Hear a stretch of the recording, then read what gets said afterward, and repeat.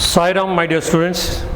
In the previous lesson, we discussed advent of Europeans to India. In that lesson, we discussed the prominence of Portuguese, Dutch, French and British. You know, 3 Carnatic wars were fought, which declined the power of French in India. Then Battle of Plassey and Buxar, which changed the fate of Bengal. At the same time, British got strong foothold in Bengal.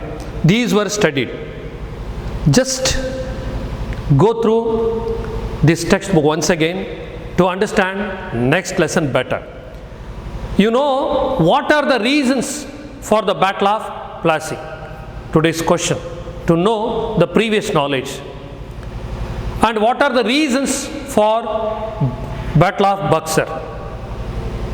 And what are the outcomes of Battle of Plassey? And what are the outcomes of Battle of Buxar?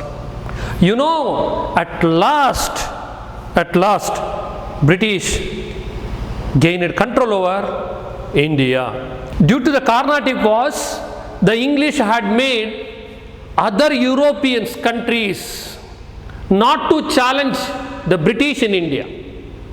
They gained complete political control over Bengal through Plassey and Buxar that we had discussed and we have seen in that previous lesson. In 1765, they had gained control over most of the eastern parts of India.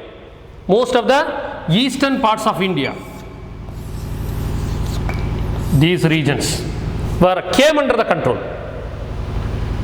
Then, since the Marathas and Mysore states were dominant in the southern western part, western part, southern western part.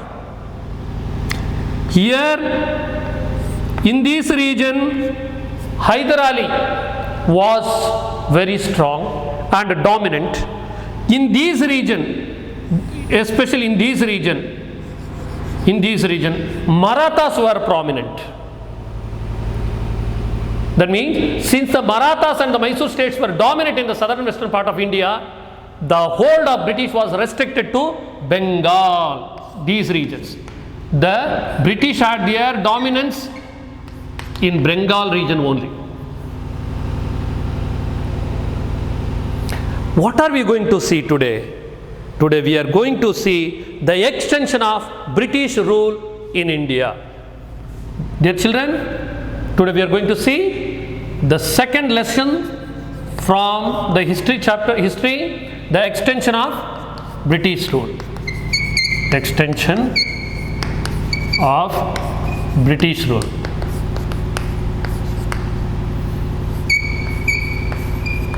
In India. Yes. And due to the prominence of Marathas and Mysore, they were restricted. British were restricted to Bengal and Bombay regions only. And then Hyder Ali and Tipu Sultan of Mysore, along with the Peshwas of Marathas, were the only impediments. What do you mean by impediments? A hindrance. Impediments means a hindrance. They were the hindrance for the development of British in southern west part. Who? Marathas, that means Peshwas and Hyder Ali and Tipu. Hindrance. In Kannada, it is called Adachane. Yure Adachane agidru. Adachane. Hindrance. A hindrance. And then obstruction. Here the others were 6 in the Punjab region. The 6 were in the northwestern region, especially in this region. Western region. Ranjit Singh, who emerged in the later part of the 19th century, was a formidable opponent to the British. What does formidable? Capable ruler, a strong contender in the north part, northwestern region. In the northwestern region. Who? Ranjit Singh. Ranjit Singh. Tiger of Punjab. And Ranjit Singh was successful in organizing the Sikhs. Was the formidable opponent to the British? You know that. Then you can see the image of Hyder Ali. Hyder Ali. And Tippu Sultan. Tiger of Mysore. Tippu Sultan. Then Ranjit Singh. Lion of Punjab. Lion of Punjab. Not Tiger of. Lion of Punjab. Okay. Their ambition, Britishers' ambition was to conquer the entire India. But who are the impediments here? Hyder Ali and Tippu, Peshwas in Maratha region, and one of the formidable contender, that is Ranjit Singh.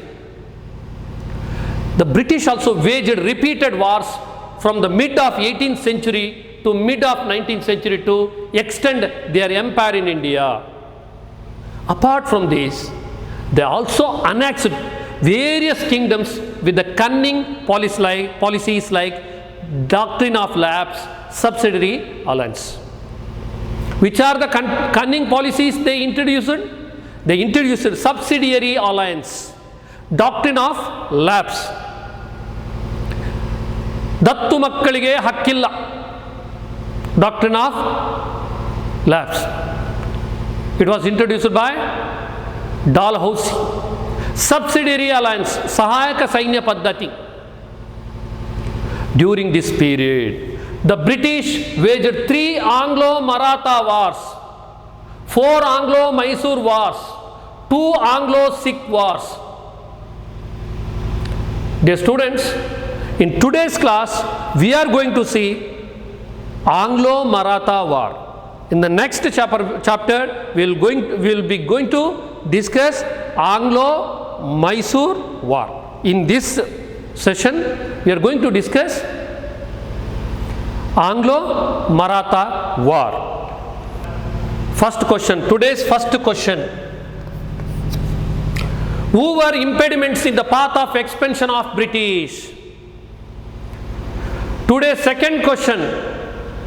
What were the cunning policies that British used to annex various kingdoms?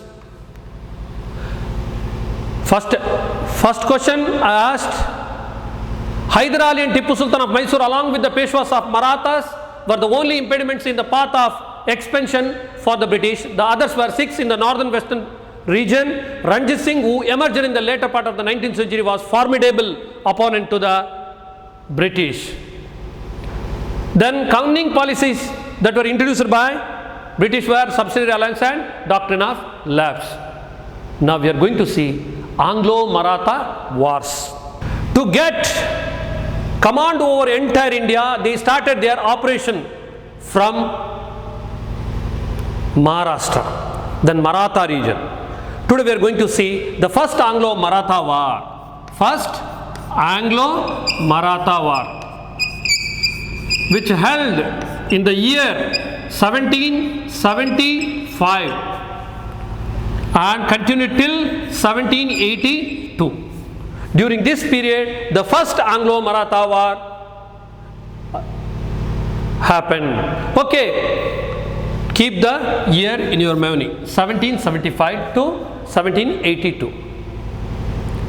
The Marathas instilled Shah Alam II back. Instill means installed. Here Marathas installed Shah Alam II. Have you heard this name?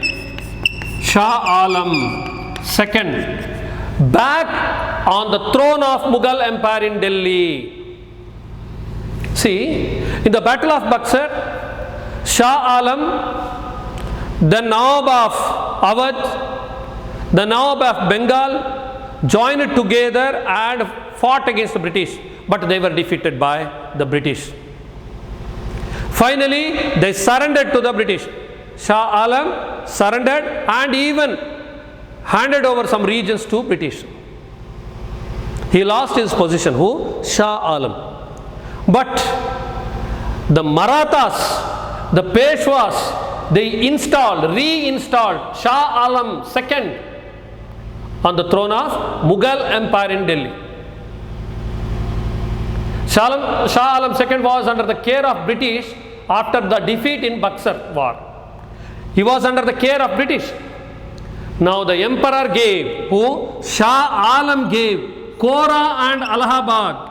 Kora and Allahabad to Marathas, which he had earlier given them to the British, which these region earlier he had given it to British, but now he handed over the Kora and Allahabad, handed over to Maratha. This resulted in the enmity between Marathas and the British. During this period, the death of Maratha strongman Madhava Rao Peshwa was a major setback to the Marathas. Here another question, note down that. Who was called as Maratha strongman? Who was called Maratha strongman? And here the death of Madhava Rao was the major setback to the Marathas. Here you can see the images of first Anglo-Maratha war. Then Shah Alam II, he was the ruler of Delhi, Mughal ruler. You can also see the image of Shah Alam. Though his brother Narayan Rao came to power, see, he was murdered by his uncle Raghunatha Rao or Raghoba. Here, after Madhava Rao, after the death of Madhava Rao, who came to the power? Narayana Rao came to the power. Narayana Rao. But what happened? His brother Narayana Rao came to the power. But Narayana Rao's uncle Raghoba was not tolerated because he was very ambitious to take over the throne of Maharashtra, Maratha region. So Raghunatha Rao or Raghoba killed Narayana Rao. But it was created a feud between the family. This resulted in the infighting for the Peshwa post. ಒಳಜಗಳ ಆರಂಭವಾಯಿತು. ಅವರೊಳಗೆ ಮಧ್ಯೆ ಒಳಜಗಳ ಆರಂಭವಾಯಿತು.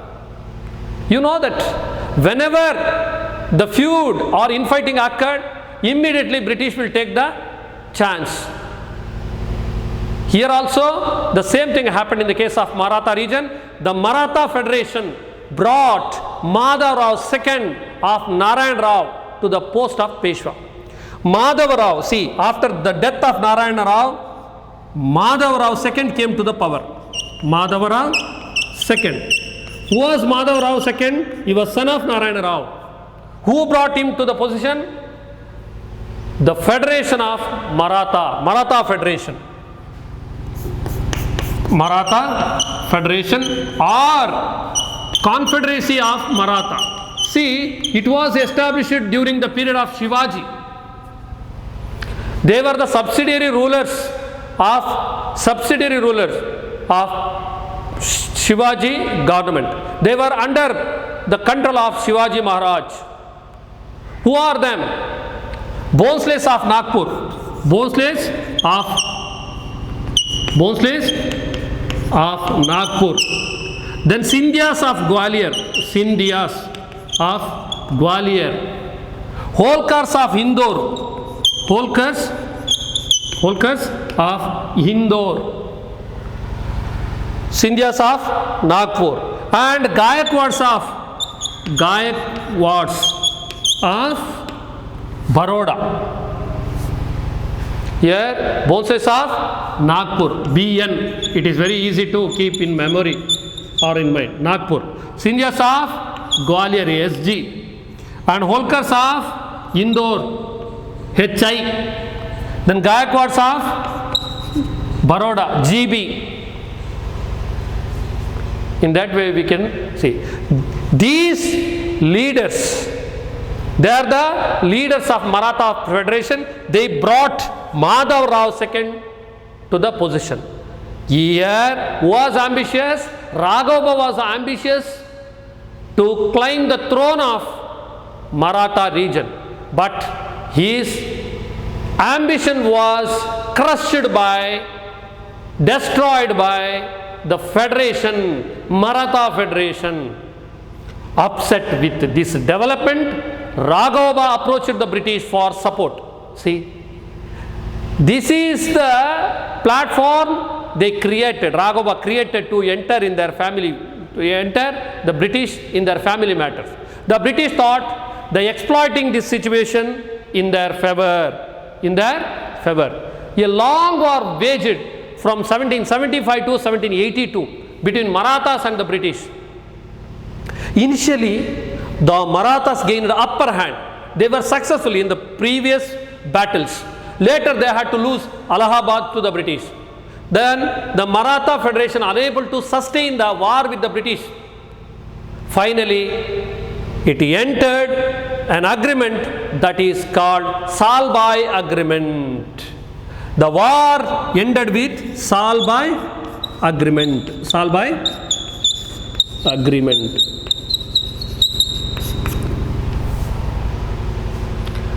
In that way, the first first Anglo-Maratha war ended. Maratha Peshwa, you know that Madhav Rao was named as Peshwa. But Raghava's ambition was not answered. Here, now let us go through some questions to understand the previous paragraph. Okay, note down the question. Who gave Kora and Allahabad to Marathas? What were the main reason, or what were the reason for the enmity between British and the Marathas? How internal struggles became the reason for first Anglo-Maratha war? Which treaty ended the first Anglo-Maratha war? Today, these questions to be written in your notes as well as in workbook. During the Carnatic Wars and Battle of Plassey, a British officer played a prominent role, that is none other than Robert Clive. And in today's lesson, another person who also played a very important role, it is none other than Lord Wellesley. Lord Wellesley.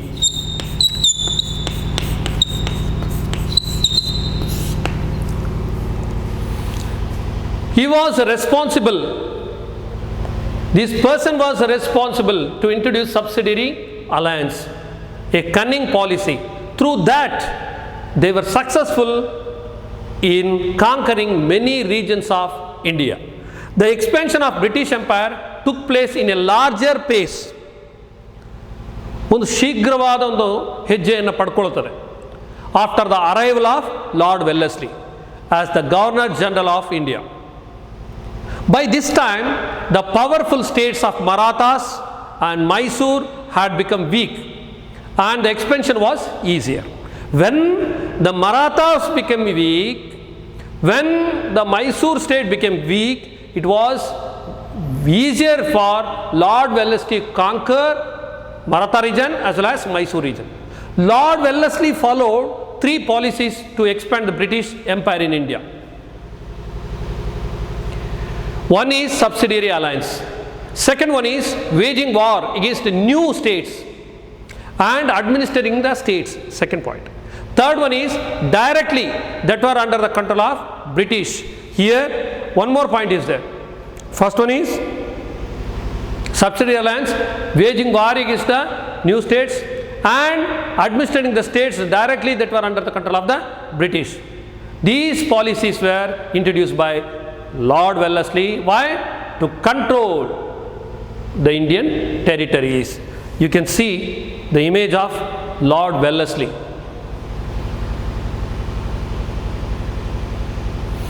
Now let us see his important policy, subsidiary alliance. Subsidiary alliance.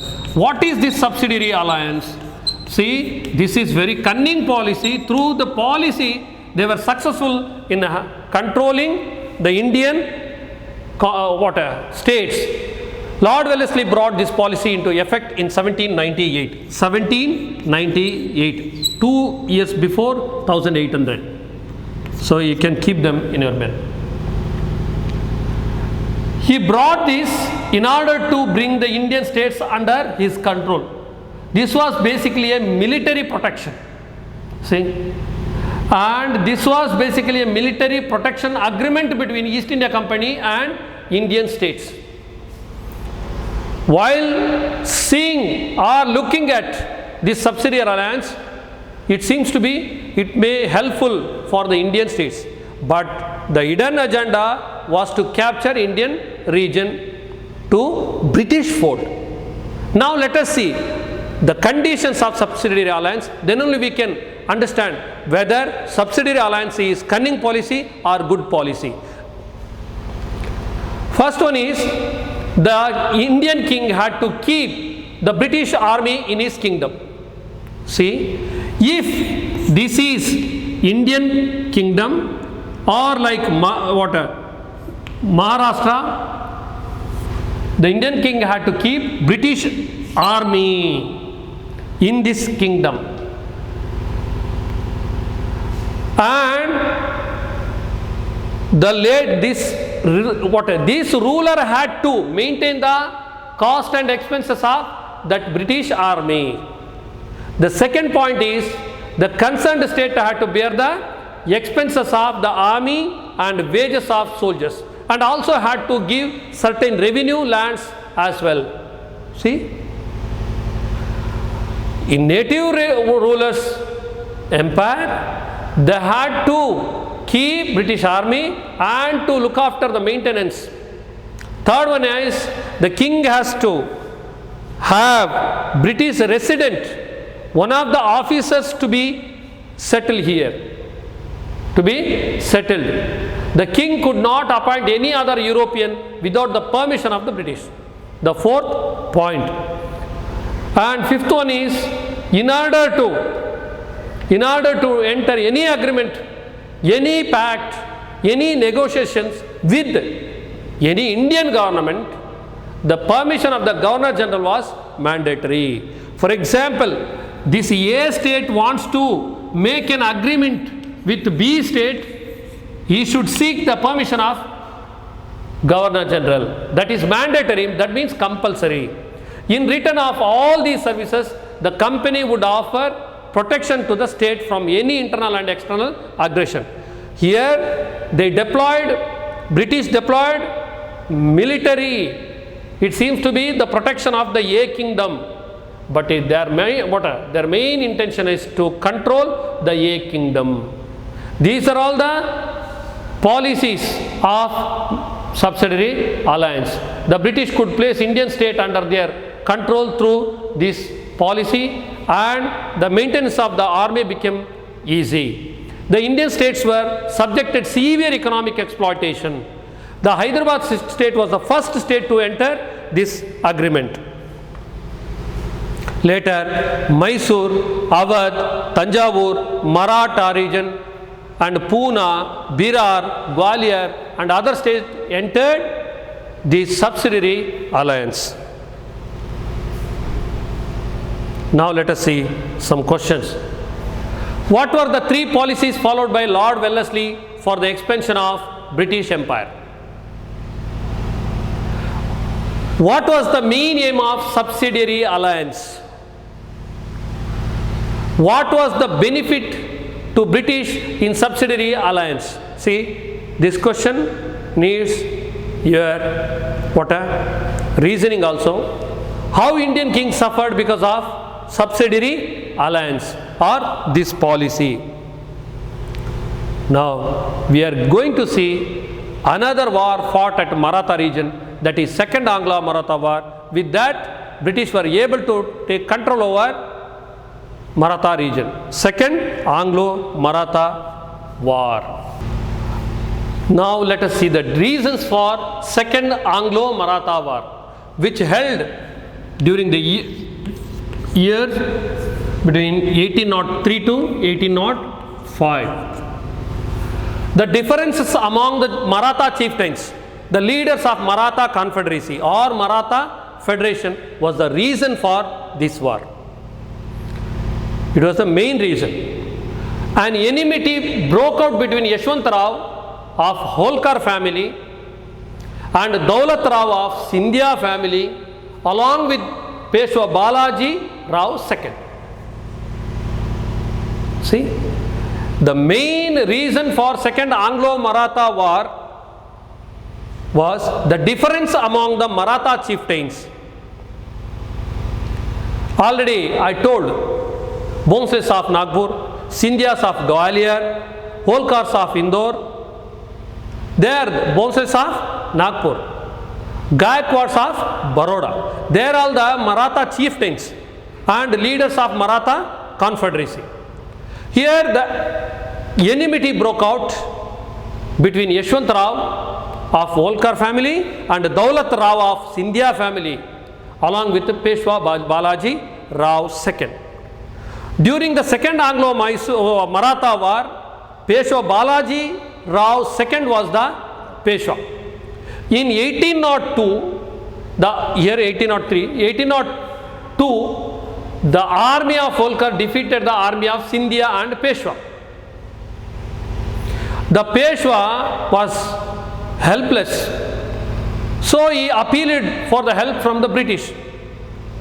You know that when Indian rulers seek or sought the help, automatically the ambitions of British will be multifolded.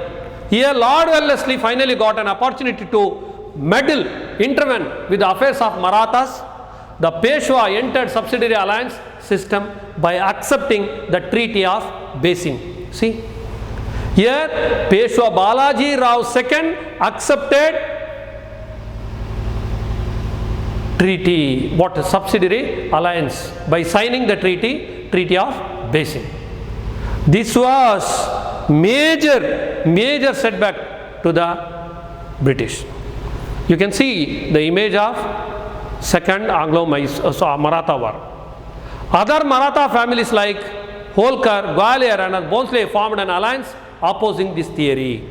See, when Balaji Rao II put sign to subsidiary alliance, it enraged Holkars, Bhonsles. See, other Maratha families like Holkar, Gwalior and Bhonsle. An alliance opposing treaty, Lord Wellesley defeated the armies of various Maratha families from 1803 to 1805. But this battle thirstness increased the financial burden on the company. See, this is nearly 2 to 3 year war. This battle thirstiness increased the financial burden. Hanakasina hore aitu yara mele, East India Company mele. On being criticized for this policy, Lord Wellesley resigned from his post and returned to England. Now you know that why did he leave India? He means Wellesley. This resulted in peace in the region. Now let us see some questions. What was the main reason for Second Anglo-Maratha War? Could you answer? Who wanted to take control over Peshwa Balaji Rao II? And which treaty was signed by Peshwa to accept subsidiary alliance? Why did Lord Wellesley resign from the post of Governor General? This is all about First Anglo-Maratha War and Second Anglo-Maratha War. Dear children, don't skip your video. Don't postpone watching video. Go thoroughly, watch thoroughly, understand all the matters which we had discussed and go through the questions. Try to answer and send us. Sai Ram, Sai Ram.